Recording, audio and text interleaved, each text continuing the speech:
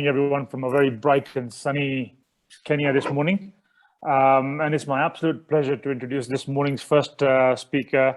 That is Mr. Dirk Eifert from Bühler, Utzwil, who is the Business Management Development Manager for the Milling Solutions Customer Service.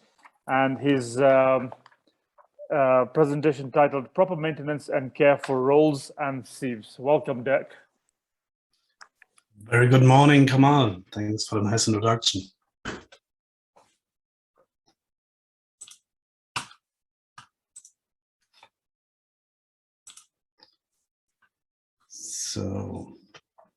So a very good morning from my side. I hope you can see and hear me. If you can see and hear me, please write a good morning into the chat, because then I also can see you, that I'm not feeling so alone in my small dark cellar room where I'm standing in now. I want to quickly introduce myself. As Kamal already mentioned, my name is Dirk Eifert. I'm working for Milling Solutions in Bühler and Utzwil. My background is not like only said that I'm now in charge for business development. I was born into a very small mill. I'm an educated miller in Germany. I was one of the youngest production managers in Germany. So I also want to tell you today a little bit about the miller's point of view in terms of maintenance. This is quite important because I believe we millers, we have still a lot of space to improve, especially on the maintenance side. With this, I want to directly dive into the topic. Yesterday, you have heard from the various other colleagues who gave yesterday the presentations, what you can do and how to measure, for example, the effectiveness of your plant. And I simply want to tell you how it can be measured from a miller's perspective. You simply set the theoretical production time, which is your 100%. This will be, for example, your daily capacity, 24 hours a day, into the reality, compared with the reality, how long you operated in reality. As you know, you have some planned downtime. You do calibrations for scales, you reset the grinding gap for the roller mills, you do cleaning inside the sieves, you do recipe changes for different grists, and so on and so on. There you lose already some time. This you also always have to take into consideration. Then, if you don't do your maintenance right, or if you do it a little bit too late, so that the machines are in control of your time and are forcing you to change your schedule to go there physically and repair something when you not have planned it. This is the availability. You should have max over there, 2 to 3%. I know in some cases it's even more. But if you are higher, as you heard, for example, yesterday, then you really should investigate the different machines where you have your problems. Also, what is also coming is you will have problems with the output of your finished products. You will have specs inside, you have higher ash content, maybe the protein is shifting to a place where you don't want it. And this is also creating you some more costs. If your customers are rejecting it and you have to bring it back, this is also something where you really have to see this you can avoid simply. So if you see from the very top to the very bottom, you lose already quite a lot. In this example I have now here on the sheet, you see I have 90% of effective production time. Simply to give you a number from the reality, a good operated plant, a good operated mill can easily reach 95 to 96%. So you already can, if you do a good preventive maintenance, in this case, you can also reduce the plant time already a little bit. Now, I want to come a little bit more into the two major topics, let me say. What I want to show you today, I want to focus a little bit on the rolls and on the sieves on the other side. There's don't get me wrong, there's much more in the middle you have to take care for, especially also in the cleaning line. Especially there's also some more in the flour silo area, the mixing lines and the packing lines. But today we will focus really to the heart of the mill, which is the roller mill and the sifter. And there I want to focus especially on the rolls and the sieves today. Simply in the beginning, I want to remind you what is happening in between the rolls. We will start now with the rolls. As all of you know, we have different forces going and bringing an impact to the product. We have different shear and cutting forces. We have different speed of the rolls, which have an influence on the product which is coming out.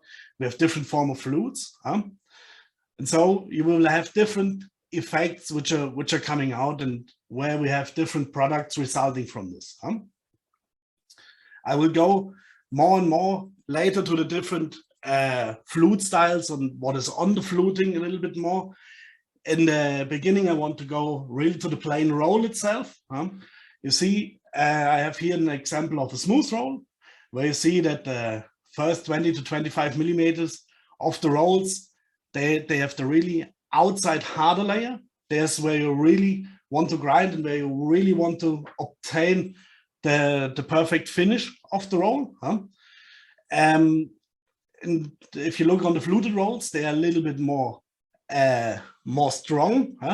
They're a little bit more harder than the smooth rolls, because they have the flutes on, and you not create the same heat like you get on the smooth rolls. Simply, what we, for example, do in Bühler, we guarantee you that that you have a quite big hard layer on the outside, that you have a very small mixing layer between the harder outside and the softer inside layer, and that you have a very good and top finished surface of the roll. We know there's some other rolls available on the market. There's also different prices. This is clear. A good Bühler roll, you can operate down to 238 millimeter of diameter. Also, some others you can work onto this area, but below this 238, you will get problems with the installation of the transmission systems or the gearboxes you have on all the roller mills. Below there, you really face then other topics. Now coming to the finish, I will concentrate a little bit more on the fluted rolls this morning, and not so much on the smooth rolls, even though they are also very important. But this will be a little bit maybe too much for the session. You know, we have two different edges or angles on the flute itself. We have a cutting angle and a back angle.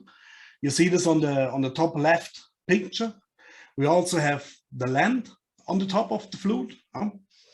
The land is there to increase the service life of the roll. It's grinded down from the peak position, because otherwise it will splitter very fast. We also want to avoid the cutting force of this sharp edge if we're not grinding it down. And we also want to avoid with this mirror on top, or the land. There's different explanations for it. We also want to avoid that the rolls are scraping to each other. Then, as said, we have a length of a flute.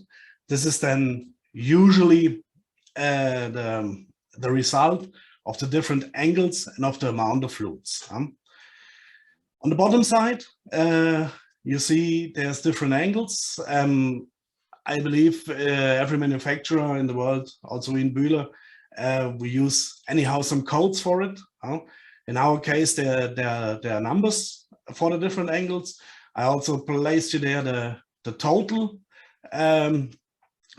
angle. So there's two.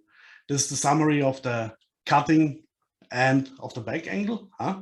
Simply that you know there's two difference. I know there's some others also doing with a number code. There's also others doing it with letters. So they simply have to ask your supplier what is behind it.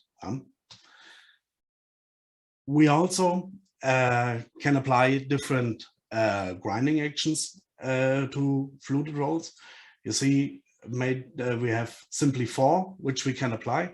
This is, as you see, in A, sharp to sharp, B, dull to sharp, C, sharp to dull, D, dull to dull. Majorly in milling, we only use A and D. This means sharp to sharp and dull to dull. The others are more for very special products and are not that common anymore. If you have, if you have the sharp to sharp, you have a more cutting force between the rolls. That means you produce less fines. You produce a little bit more coarser product, which goes into the direction of semolina or middlings.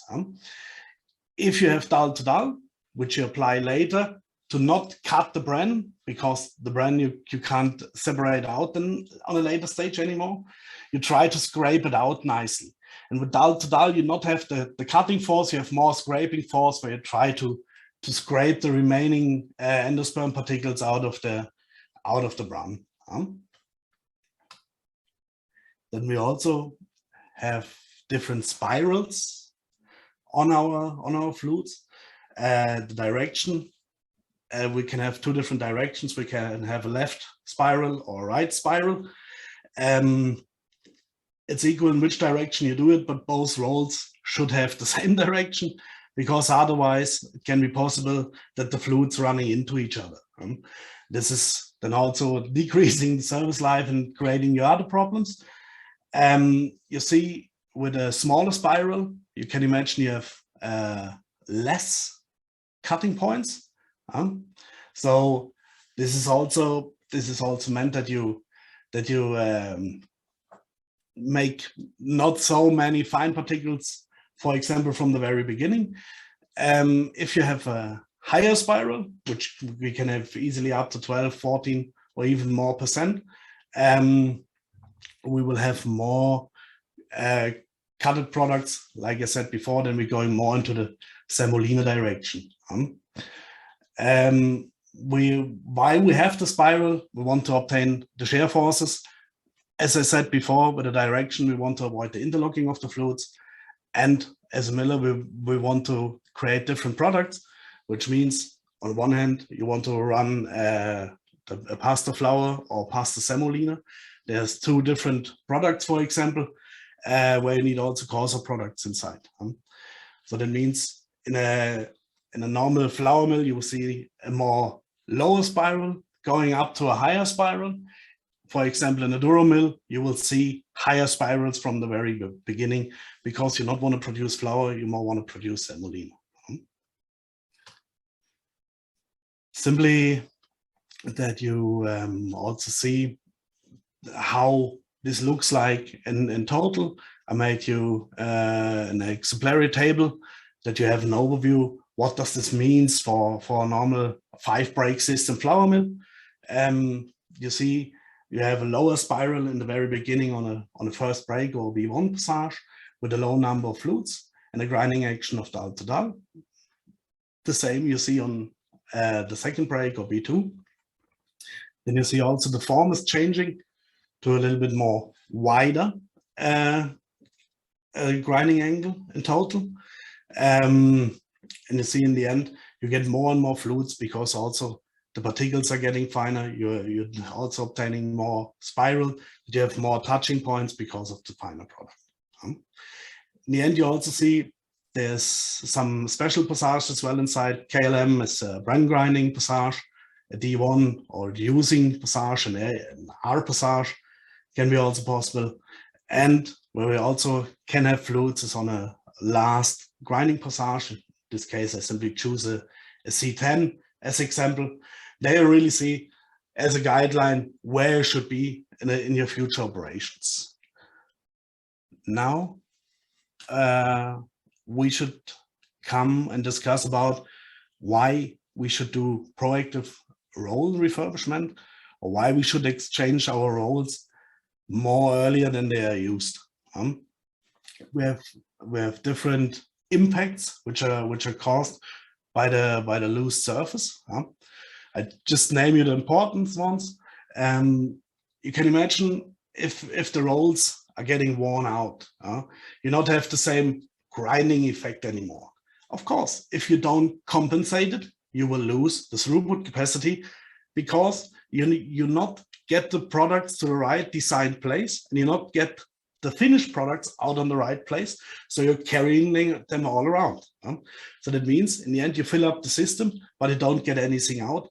That's why you lose in the end of the day, the throughput in general. If you compensate it, the compensation as a miller is quite clear.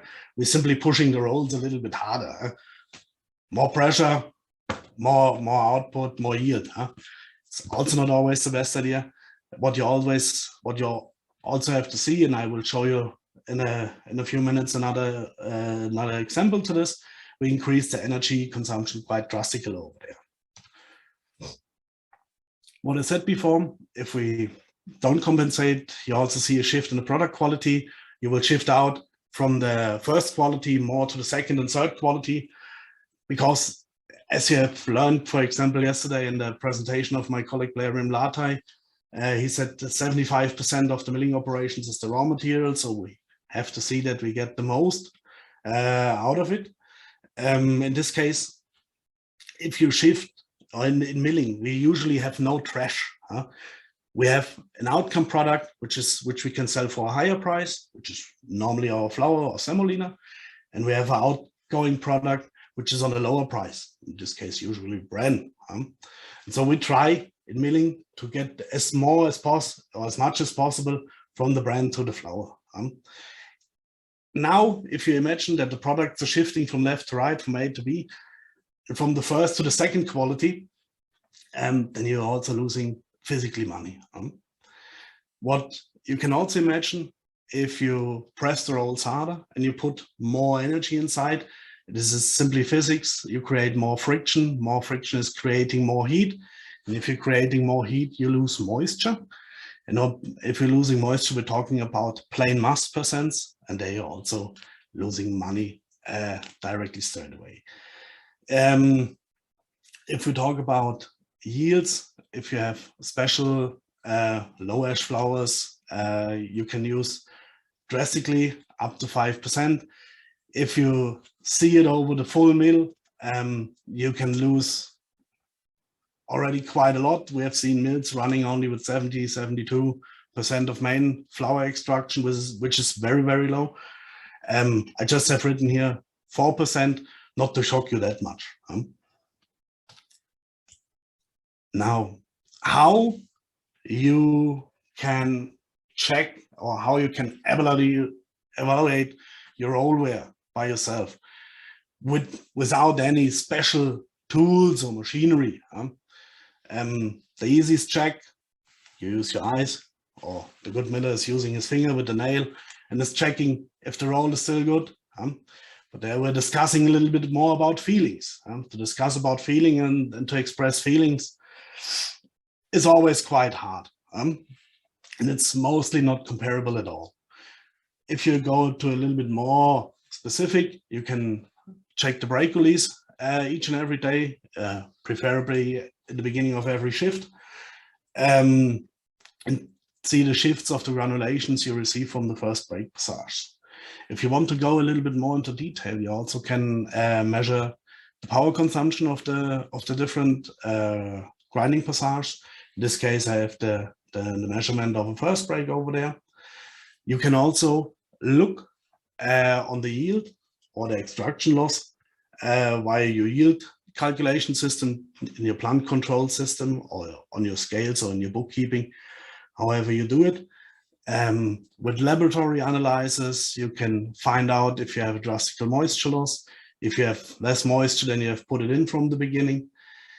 Or if you want to be really exact, you can take a complete ash curve and check how it's looking over there, or you can come from the Minolta color to it. Simply to raise out one point, what I said with the energy consumption on the first brake, I brought you an example over here that you see the real life figures before a roll exchange and after a roll exchange. It means if you have the worn out flutes on the roads, and afterwards you have fresh flutes on it. You see the power consumption is before higher, afterwards lower. Also the throughput is changing, and that also means that the specific power input per ton will decrease, as simply as it is. Now I said also something about moisture loss. There's a connection between the loss or the loss of the depth of the flutes, of the finishing of a roll. That's not only guilty for fluted rolls, it's also guilty for smooth rolls. As more you lose from your surface finish, as more power you need to put inside. As more power you need to put inside, you see there's a linear connection, as more moisture you're losing. Simply to keep that in mind, it's always important that you get the most out of your system. Now, you have seen there are different ways how to do it. I said I'm also Miller by myself. I usually know to trust my eyes, to trust my feelings. But as I said, it's hard to discuss about it. And it's always hard for us to express feelings and to understand other person's feelings. And especially if I think to the accuracy of my tools. I believe from Monday morning until Thursday morning in the Arabic countries, that's quite exact. But I believe on an early Sunday morning and on a late Thursday afternoon, my tools are also not that accurate anymore. So there we have also some guesswork inside, some misunderstanding. And there we should do something where we talk about facts. In Bühler,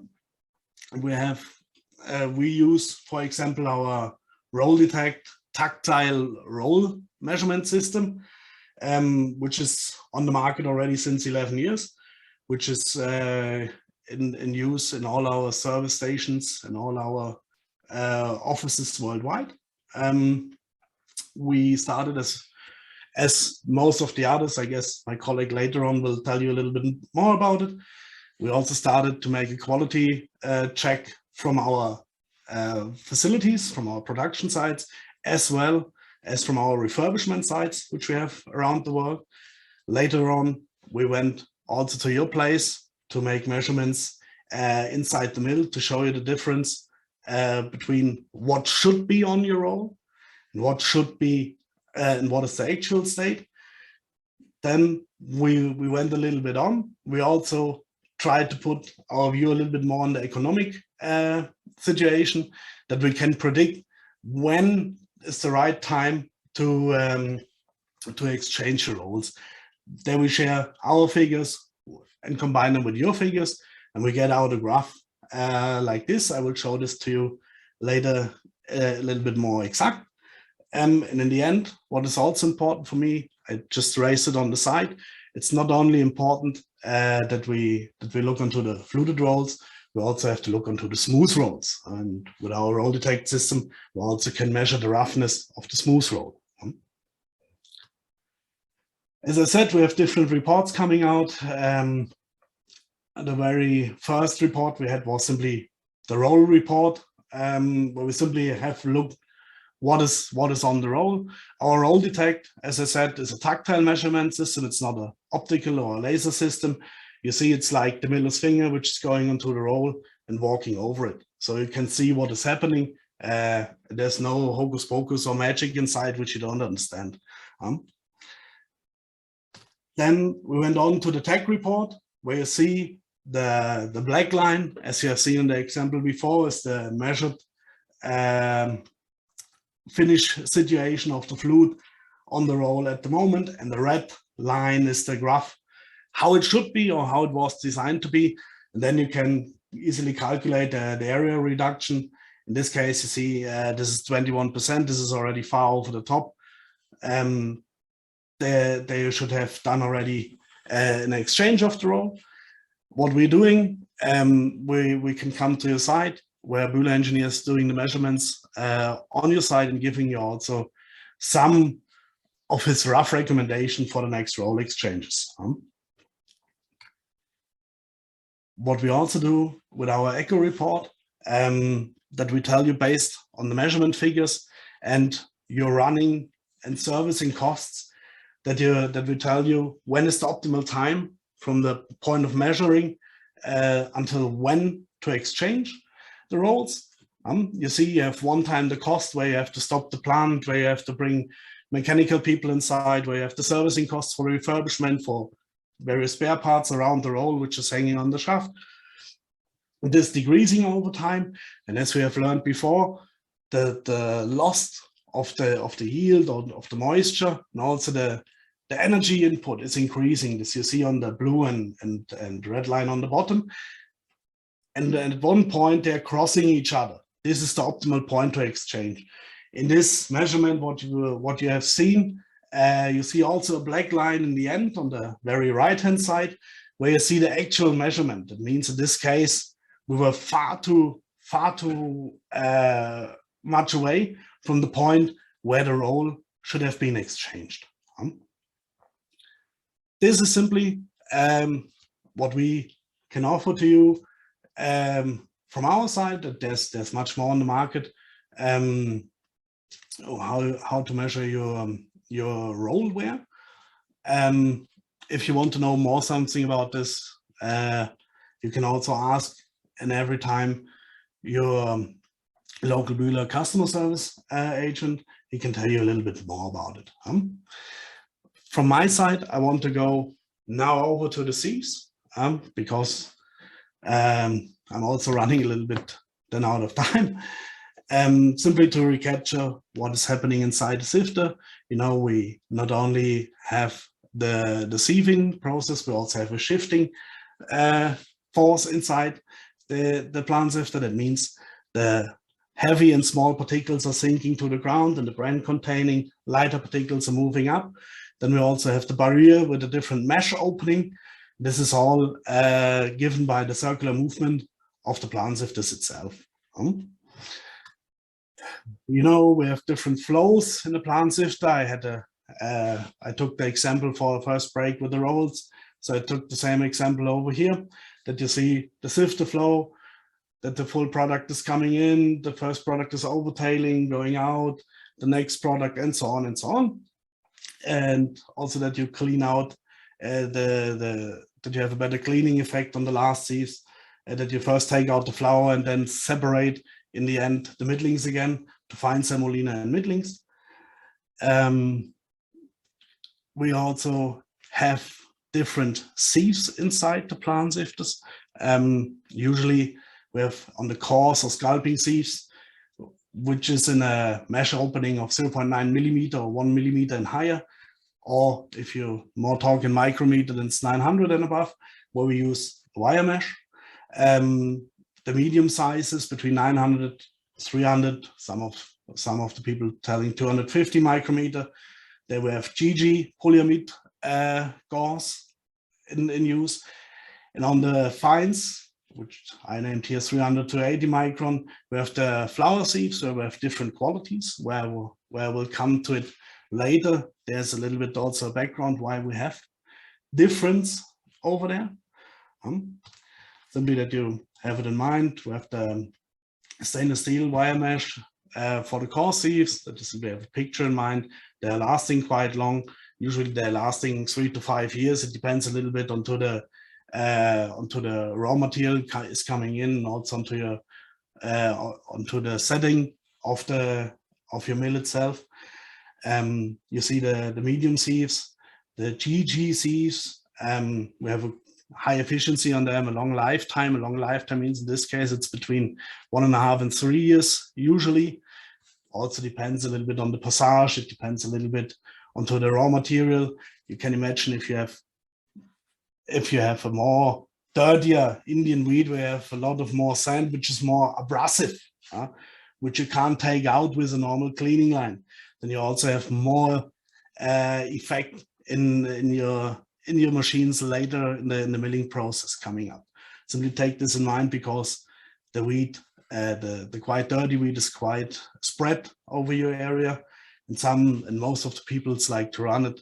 Simply keep this in mind. You save on the one side the purchasing price, on the other side you invest a little bit more into the bits and pieces you have installed in your process.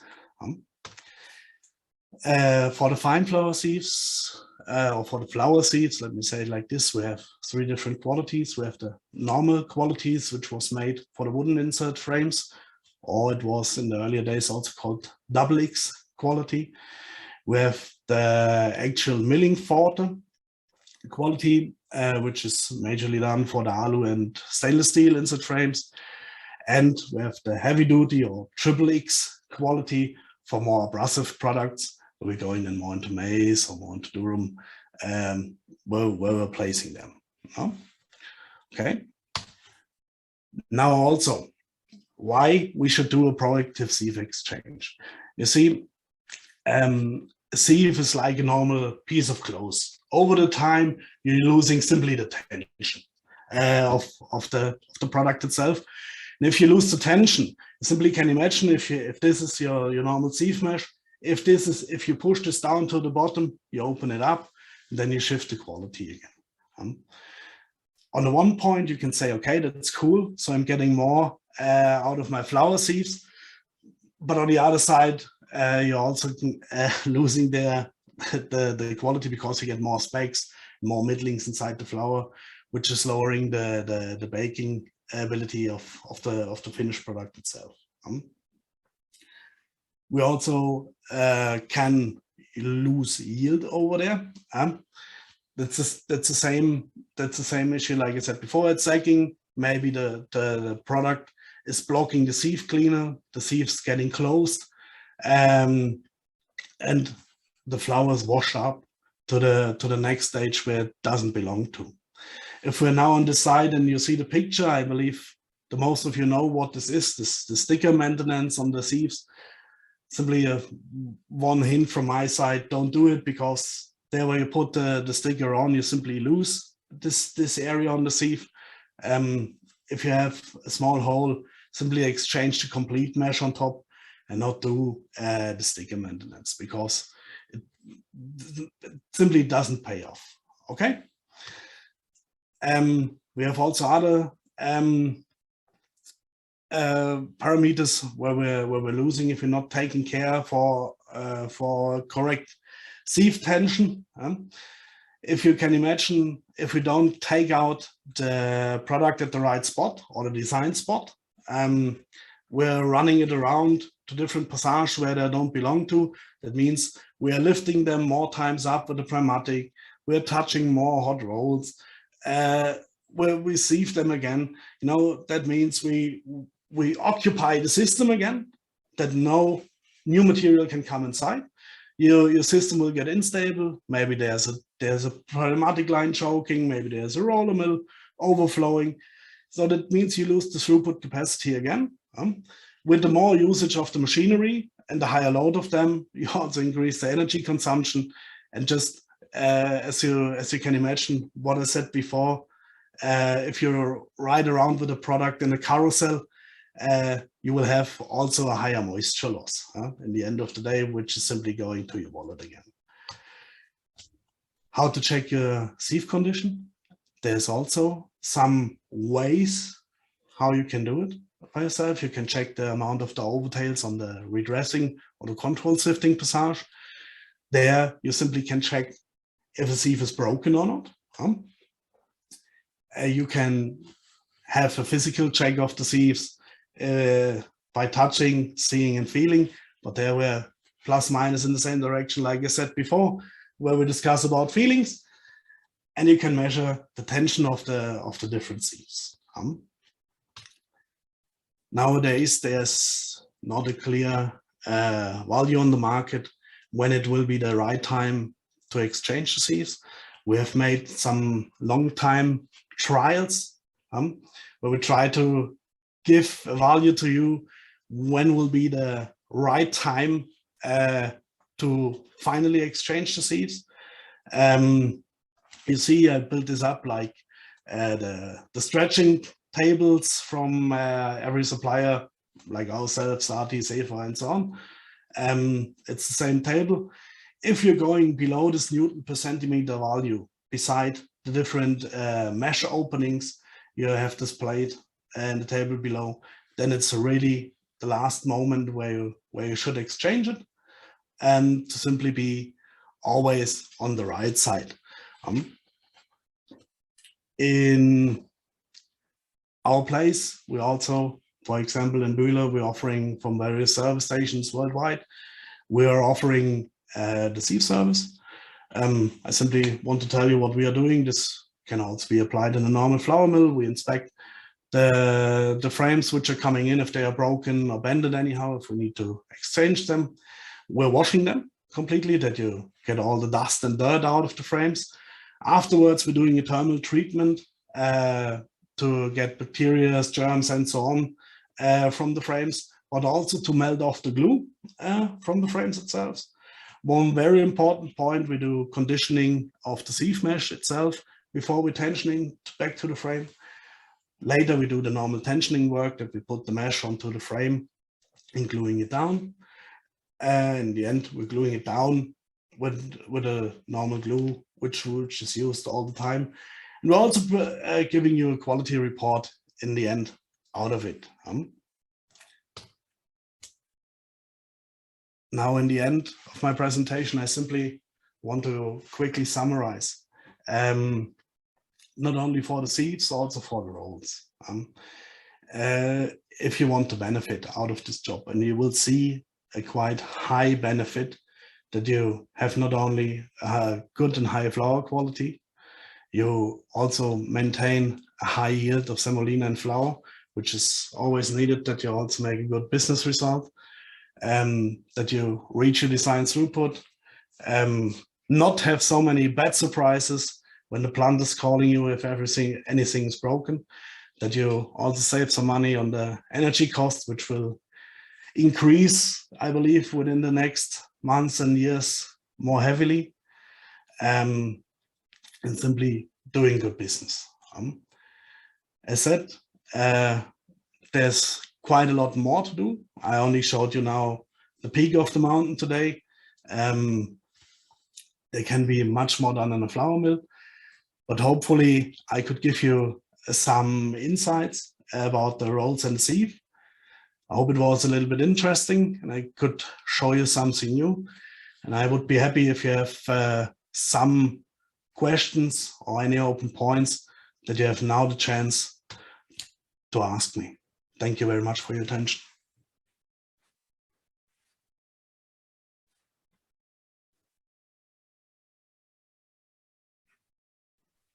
Thank you, Mr. Dirk. And so, Mr. Kamal? Hi, Dirk. Yes. Thank you very much for your presentation. It was quite enlightening and good to hear some new tips on an old subject as always. Yeah, thank you. So I've got, I'll open the floor with a couple of questions from my end with regards to your presentation, and then we'll open up for whatever time we have remaining to the floor. So Dirk, with regards to what you've just told us, how often should I check the wear state of my rolls? How regular is it? How regular is something common? Usually, I would say in this case, you should be a little bit more that in the beginning of your year or business year, that you check it for the first time. And simply to verify, you have to measure it at least somewhere after 6 or 7, 8 months again. So that means 2 times per year, you should really check and see your rolls. That you're on the right way, that everything what you're doing, what you're predicting is good. Correct. And also, I'm assuming this also depends a lot on the amount of throughput that's going through the rolls on a regular basis. Yeah, of course. A good roll depends a little bit on the raw material now, 25 to 35,000 tons per roll.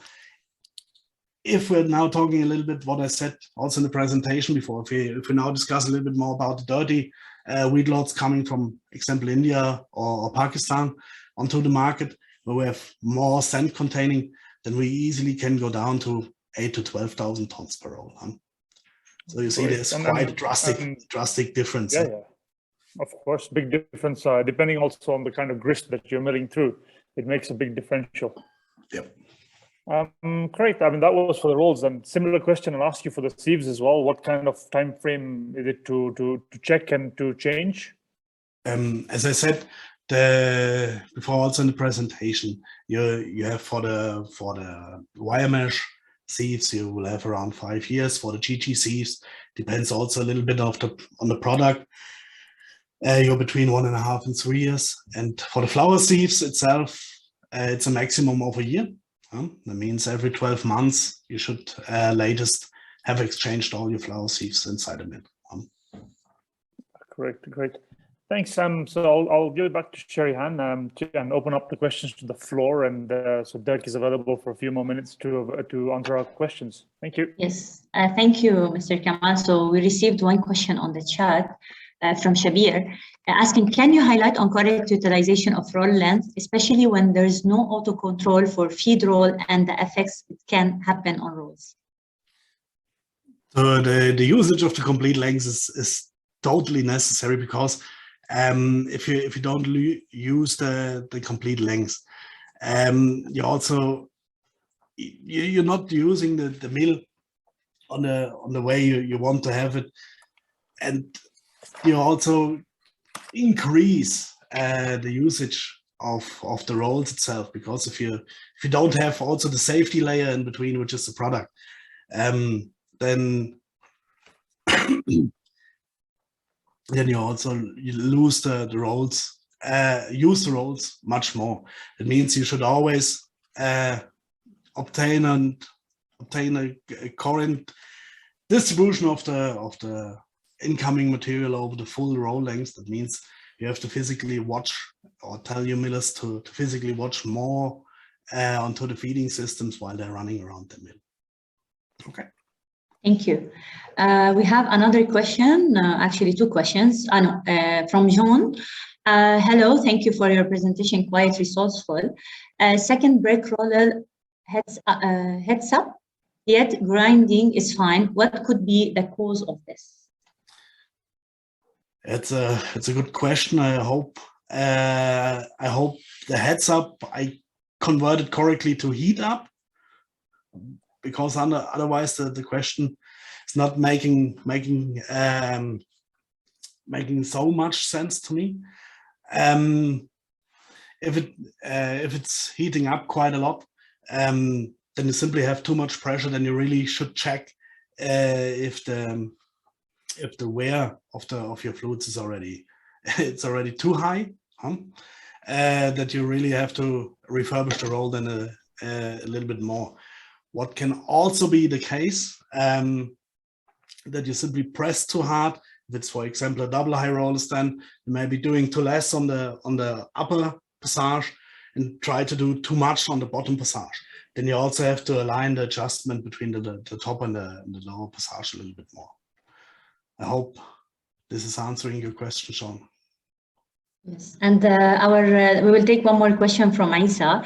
You mentioned form when talk about passage, example B1, form 8, B2, form 69. What does it mean? We have, as I said before in the presentation, every supplier, like for example, we in Bühler, we're using a code to hide the plane angles, the plane angles behind these numbers. I can tell you a form 18, like I showed it before, has a total working angle of 95 degrees. That means we have a cutting angle of 35 degrees and a back angle of 60 degrees. There's simply a placeholder that you not give every details out directly, and with the different forms, you also see that you have the right grinding action on the right passage with the right input of resources. All right. We will take a few more questions as we still have a few minutes. From Taro Wanza, sorry if I misspell it. Any recommended time frame to change roles? Example for sieves, you said once a year. And another question, I would just read it because we received it privately. Greeting, you have said earlier, this is the tip of the mountain as a new miller. Where would you recommend us to learn more about this? Do you offer a course? So then we first take the course question. Of course, we're offering quite a lot of varieties and courses. We still have our training center here, for example, in Nutzwil, where we offer miller's courses, where we offer mechanical or electrical and automation courses. If you want to have a really good basic education, I can suggest the African Milling School in Kenya, where you really get very solid knowledge about milling. And if you have the basic education, you can also always join the Swiss Milling School here in Switzerland, where you become then, let me say it, an ultimate pro in milling. Now to the second question, Tawanza, to the recommended times for the rolls. Of course, there can be a recommendation, but this depends quite a lot onto the incoming product again. Usually a B1 passage will be somewhere around 4 to 6 months. A B2 passage will be between 7 and 9 months. A B3 passage will be between 10 and 14 months. And the B4 and the B5, and now not separating between fine and coarse, there will be between 12 and 18 months.